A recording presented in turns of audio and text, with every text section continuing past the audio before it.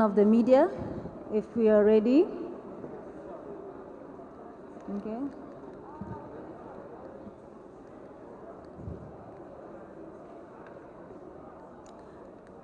Ladies and gentlemen, we will start our press conference.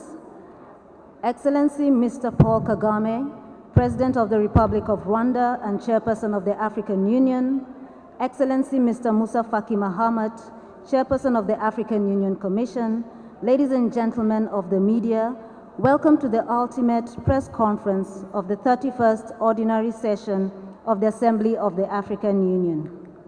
Excellencies, we are honored by your presence here today to address members of the Fourth Estate, of whom over 450 have participated in the coverage of this summit. To the media, thank you for your continued support in working with the African Union.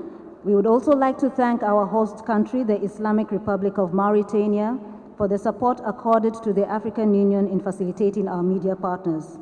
I would now like to invite His Excellency Mr. Paul Kagame, President of the Republic of Rwanda and Chairperson of the African Union, to address the media. Thank you very much, moderator.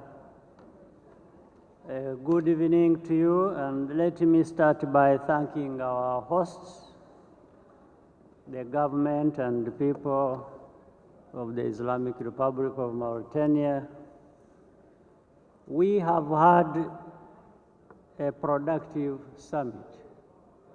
There is good momentum, and the priorities of the African Union continue to have the overwhelming support of African leaders and the citizens of our continent. Expectations of African citizens are high, and we are committed to getting better results in all the work we have to do. I want to thank you all for your continued interest in the work of the African Union, and I look forward to, or we look forward with the chairperson who is here also, and whom I thank for able stewardship of the Commission and what the Commission was able to put together for us that went very well. Your Excellency, Chairperson, I wanted to express my gratitude for your good work. So, thank you, the media members. I would now like to invite His Excellency Mr. Musa Faki Mahamat, Chairperson of the African Union Commission, to address the media. Bonsoir, chers amis de la presse. Vous l'aurez constaté, nous venons de terminer le 31e sommet de l'Union africaine ici à Nouakchott. Je voudrais abonder dans le même sens que le président de notre Union, le président Kagame, en remerciant les autorités mauritaniennes pour l'accueil et les conditions de travail. Le sommet s'est tenu dans de très bonnes conditions. Vous le savez, c'est le sommet, en principe, c'est le sommet qui adopte le budget. Le budget de l'Union a été adopté. D'importantes décisions sur la réforme, sur le thème de l'année, sur la paix et la sécurité dans le continent, entre autres, ont été débattues et adoptées. Et nous sommes donc à votre disposition pour répondre à vos questions. Je remercie Monsieur le Président de notre Union avec la manière avec laquelle il a dirigé nos travaux et qui ont abouti à cet important succès. Je vous remercie. Thank you very much. I'll now open the floor to questions from the media. Attendants, if you could please assist. Okay. Your Excellencies, President Paul Kagame, I'll throw these questions to you. My name is Robert Nagila from CGTN Africa. A couple of questions, if I may. The first one.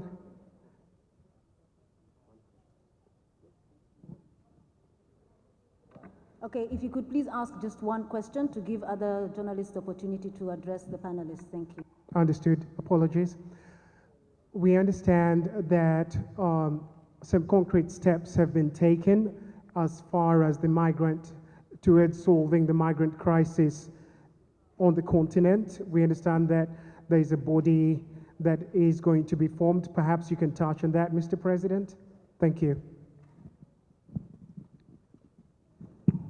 Yes, the migrant problem is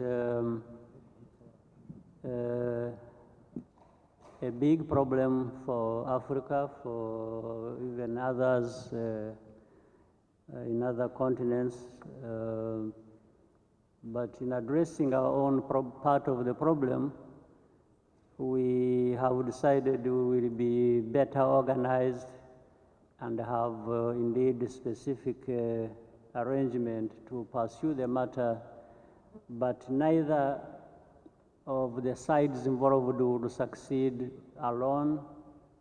We have to coordinate our activities on our continent as well as coordinate between our continent and Europe, where most of the migrants are headed most of the time. So we are trying to find the best way to deal with that problem, whose roots, whose context we fully understand. It is a complex problem, but people working together, we can find a solution, and just one of them is to get organized and apply the resources we have from either side, where the migrants are coming from and where they are going.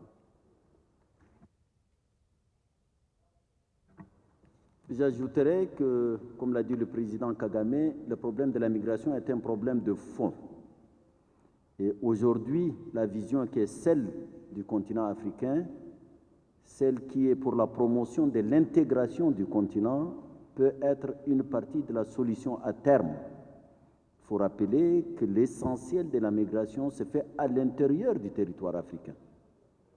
Et donc, avec la zone de libre-échange continentale, avec le protocole sur la libre circulation à l'intérieur du continent, je crois que nous allons progressivement absorber ces questions. C'est une question de fond, certes qui concerne d'abord le continent africain et naturellement son voisinage. Mais c'est une question qui ne peut pas être résolue par des petites solutions.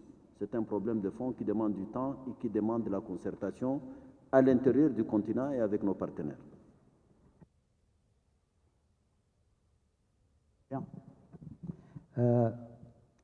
شكرا فخامة الرئيس. في عهدكم حقق الاتحاد الأفريقي إنجاز تاريخي في توقيع الاتفاق التجارة الحرة، أيضا الاعتماد على الذات بتمويل ميزانية الاتحاد الأفريقي. هل تعتقدون أن أفريقيا قادرة في ظل قيادتكم وفي ظل قيادة رئيس مفوضية الاتحاد الأفريقي منع التدخلات الخارجية سواء على مستوى الإقليمي أو القاري، وخاصة هناك تدخلات حقيقية مع قواعد لدول إقليمية وأجنبية في القارة الأفريقية، وأفريقيا تحولت إلى معسكر ومنطقة للمواجهة بين أمريكا وفرنسا والصين. شكرا.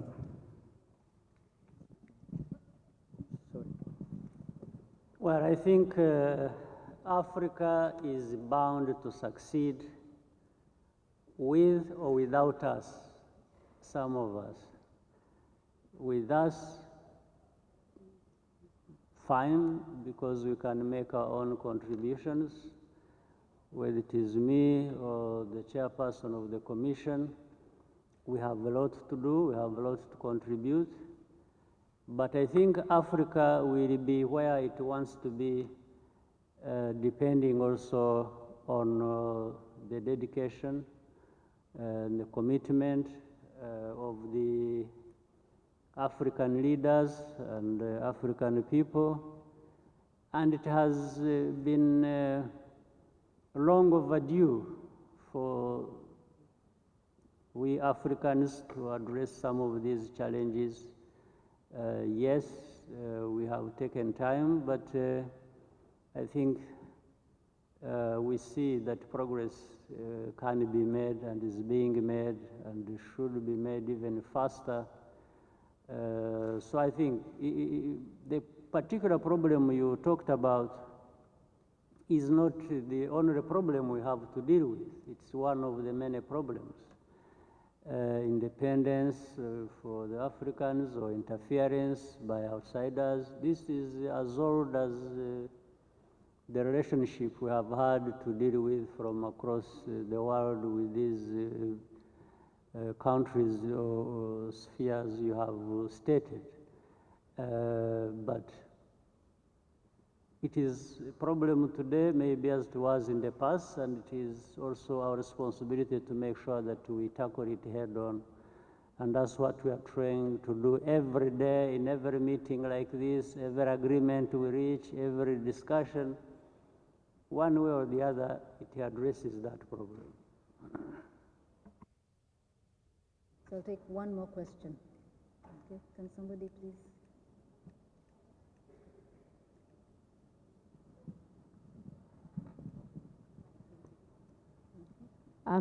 Excellencies, my name is Blanche, journalist accompanying the Namibian president.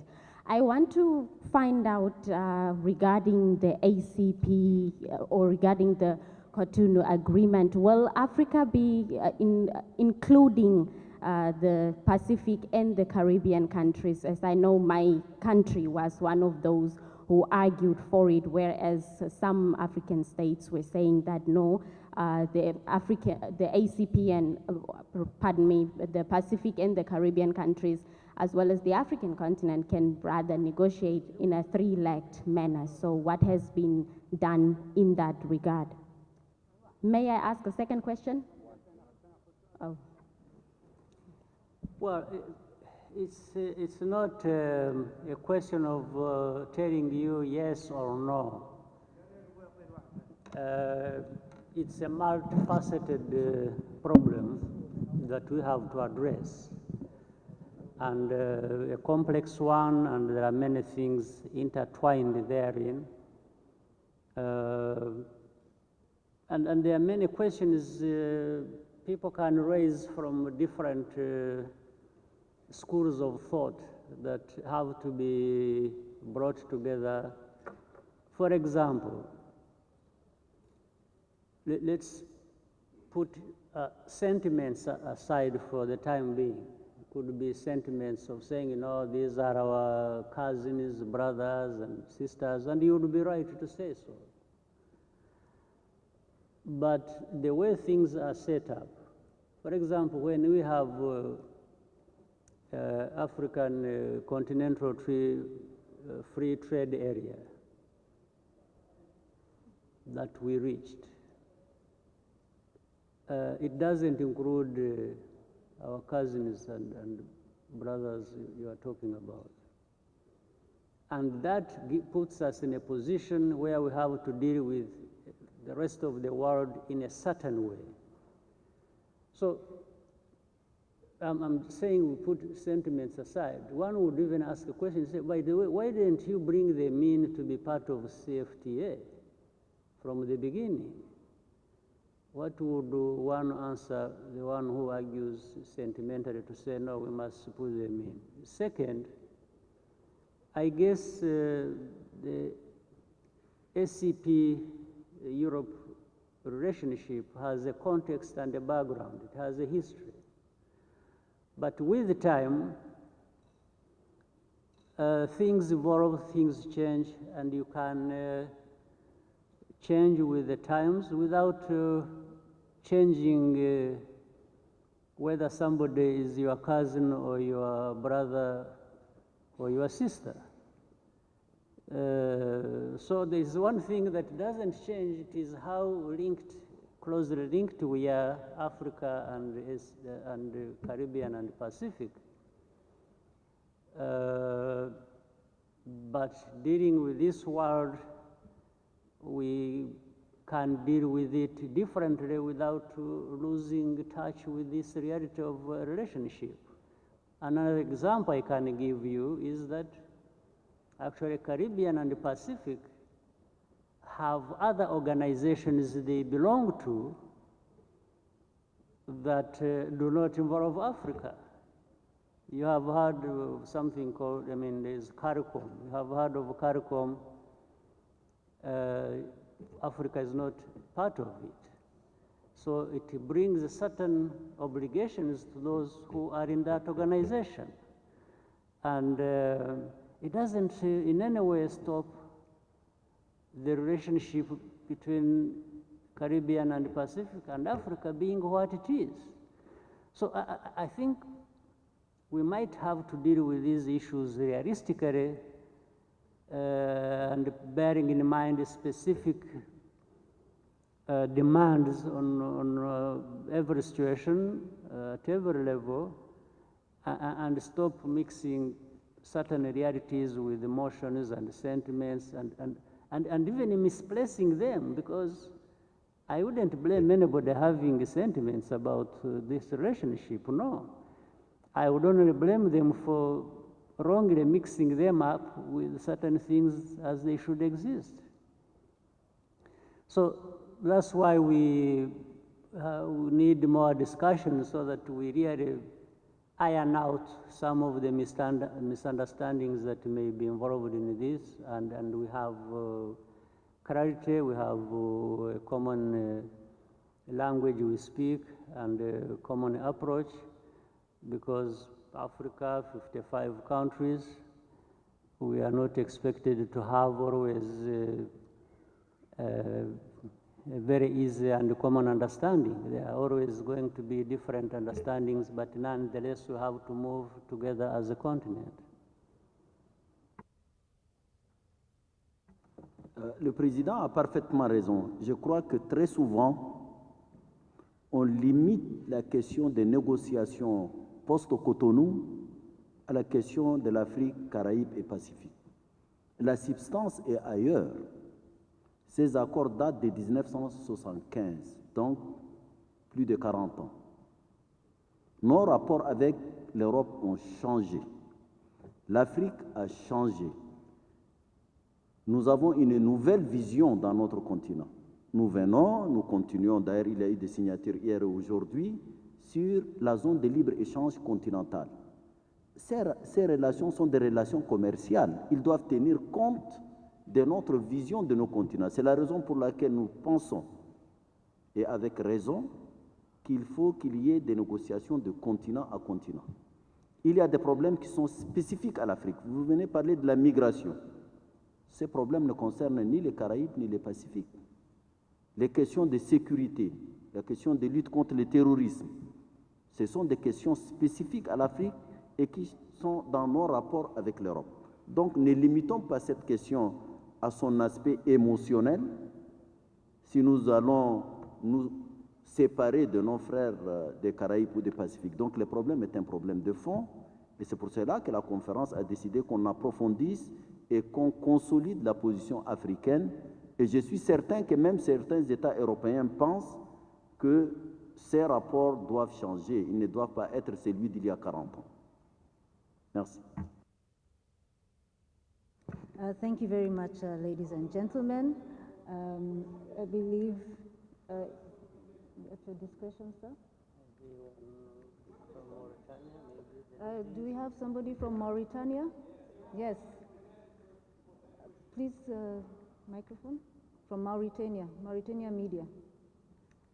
Bonsoir. Moi, je voudrais poser juste des questions. La première reporte à Monsieur le Président de la Commission relative au dossier, relative au rapport sur le Sahara occidental, parce qu'il se trouve qu'il y a une polémique que le fait que le dossier, que l'Union africaine ne s'intéresse plus au dossier et que le dossier dorénavant, c'est au niveau des Nations Unies. Quelles sont vraiment les raisons, et est-ce vraiment existe c'est-à-dire est-ce que vraiment l'Union africaine se délaisse de ce dossier et se trouve au niveau des Nations Unies? Ma deuxième question à Monsieur le Président, les citoyens sont ravis de voir aujourd'hui que les chefs d'État se penchent sur le problème de la corruption, mais il faut savoir que nous n'avons pas vu grand-chose par rapport à ce rapport. En réalité, la corruption se face avec des multinationales, des sociétés, et ça se traite au plus haut niveau. Quels mécanismes vont prendre nos chefs d'État pour éradiquer ce fléau de façon beaucoup plus qui touche, au moins c'est un peu le diabète, qui touche toute la couche et tous sont des pays d'Afrique. Merci. D'abord, sur le dossier du Sahara occidental, c'est exactement le contraire de ce que vous dites qui se passe. Jusqu'à ce jour, le dossier était géré uniquement par les Nations Unies. Ce n'est que suite à ces rapports et à la décision que nous avons prise que nous sommes en train de donner un rôle à l'Union africaine. Le dossier est géré par le secrétaire général des Nations Unies qui a un envoyé spécial sur le dossier. Et maintenant, la conférence de l'Union africaine a engagé un comité de 3 chefs d'État plus le président de la Commission de l'Union africaine pour interagir avec les Nations Unies. Ce n'est pas en engageant un processus parallèle, mais en soutenant les efforts des Nations Unies pour que ce dossier qui est dans une impasse puisse bouger et aboutir à une solution mutuellement acceptable conformément à ce qui a été décidé par le Conseil de sécurité des Nations Unies. Pour ce qui concerne la question de la corruption est un phénomène général. Certes, ce que vous évoquez, c'est le plus grave, la question des flux illicites. Dans un rapport récent, qui porte le nom de l'ancien président Thabo Mbeki, c'est lui qui a dirigé l'équipe, on parle d'à peu près 50 milliards de dollars par an. C'est l'argent qui, dans le cadre de la fraude, quitte le territoire africain pour ailleurs. Vous imaginez, si on a 50 milliards de dollars chaque année, on pourra faire des choses énormes dans le continent. C'est l'un des aspects qui a besoin d'une coopération avec les multinationales, avec les États dans lesquels, avec les banques, pour tracer et suivre ce processus. C'est un processus extrêmement difficile, mais sur lequel nous travaillons.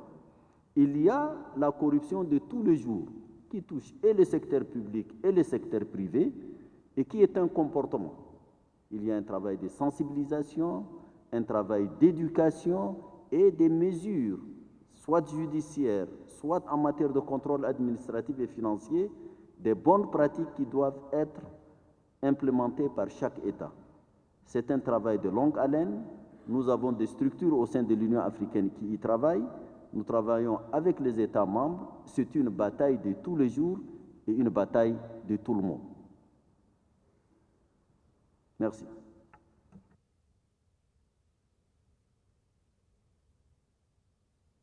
Thank you very much, ladies and gentlemen. We have to excuse their excellencies for another engagement. Thank you very much for your attention and have a good evening.